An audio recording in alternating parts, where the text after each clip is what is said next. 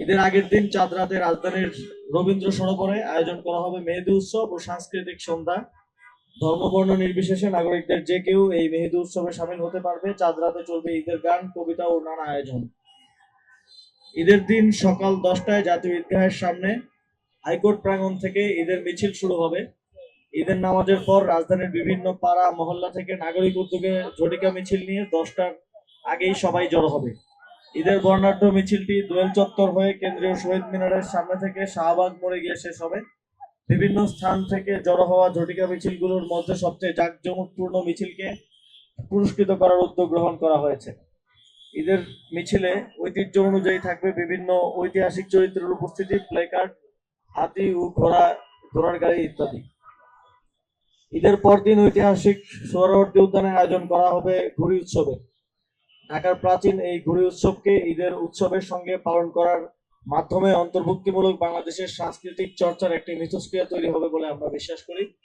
এই আয়োজনের বাস্তবায়নের জন্য একটি বাস্তবায়ন কমিটি গঠন করা হয়েছে এবং কার্যক্রম পরিচালনার লক্ষ্যে কয়েকটি উপকমিটিও গঠন করা হয়েছে।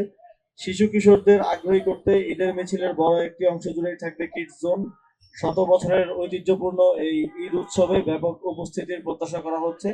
নাগরিক উদ্যোগে এই আয়োজন বিধায় সর্বসাধারণের আর্থিক সাহায্য গ্রহণ করা হবে। এছাড়াও স্বেচ্ছাসেবী যে কোনো তরুণ যুক্ত হতে পারবে এই আয়োজনের সঙ্গে।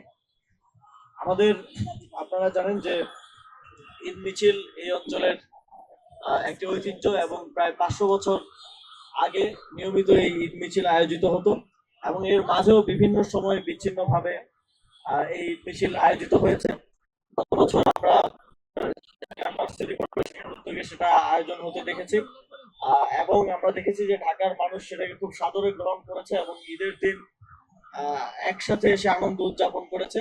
এবারে আমরা সেই সুযোগটা তৈরি করতে চাই এবং সেই জন্যই আমরা ঢাকার নাগরিক উদ্যোগে এবার ঈদ মিছিলটা আয়োজন করতে যাচ্ছি। এক্ষেত্রে আমরা সর্বসাধারণের অংশগ্রহণ এবং সকলের সহযোগিতা প্রত্যাশা করছি। আমাদের সাথে যে কেউ চাইলে ভলান্টিয়ার হিসেবে যুক্ত হতে পারবেন এবং আমরা এটি এক ধরনের ক্রাউড ফান্ডিং এর মাধ্যমে এই ঈদ মিছিলের ফান্ডটা কালেক্ট করব। আপনাদের সকলকে আবারও ধন্যবাদ। চ্যানেল বি প্লাস, নতুন সূর্যোদয়, নতুন বাংলাদেশ।